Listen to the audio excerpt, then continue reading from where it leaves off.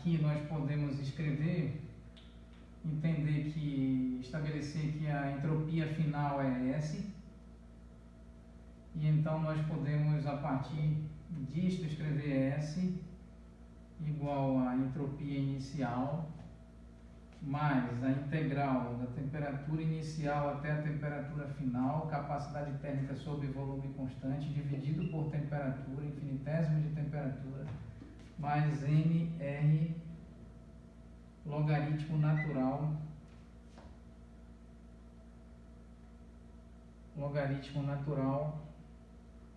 de volume final menos velocidade menos volume inicial. E vale aqui um determinado ajuste a ser realizado, porque quando nós consideramos aqui o N, número de mols, nós podemos então considerar o número de mols para a expressão, e aqui, não é, para N, aqui também N, número de mols,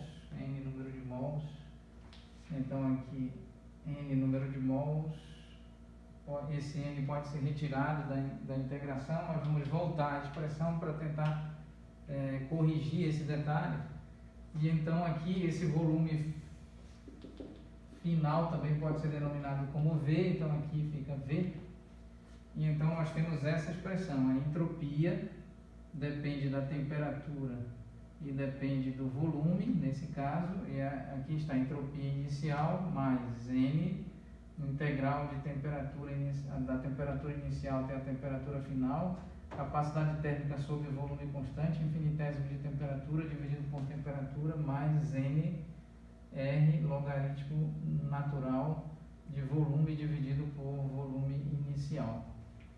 Podemos escrever dessa forma. E então, isso vale para N mols. Agora nós precisamos fazer uma breve consideração aqui,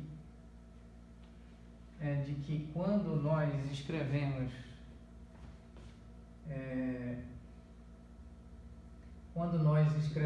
a variação infinitesimal de calor para um processo termodinâmico do tipo reversível, isso é N, capacidade térmica sob volume constante, infinitésimo de temperatura para N mols. Um gás ideal com N mols, ou N moles. E daí nós podemos, a partir daqui, retirar a expressão de que a variação infinitesimal de energia interna pode ser escrita dessa forma.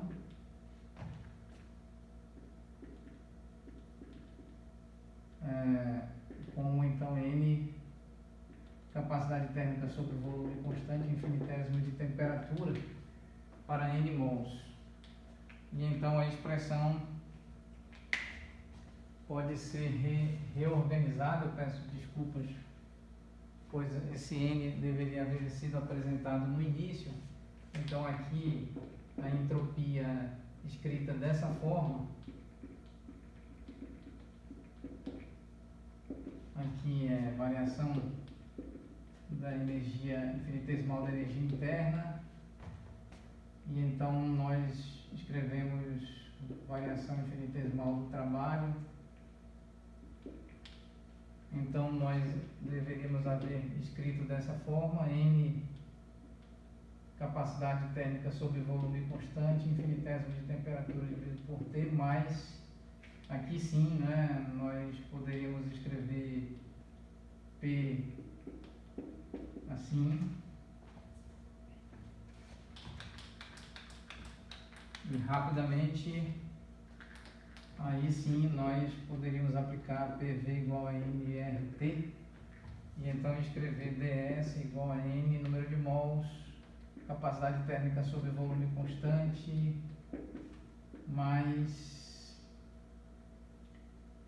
NRT dV. Então, a partir dessa expressão, aqui já devidamente corrigida, nós vamos encontrar essa entropia. E essa entropia é válida, aqui está, é válida para gás ideal com N mols. Então existe o N aqui de número de mols e o N aqui com número de mols. Aqui nós temos o logaritmo natural de volume dividido por volume inicial. Aqui a integral da temperatura inicial até a temperatura final aplicada sobre a capacidade térmica sobre volume constante dividido por temperatura.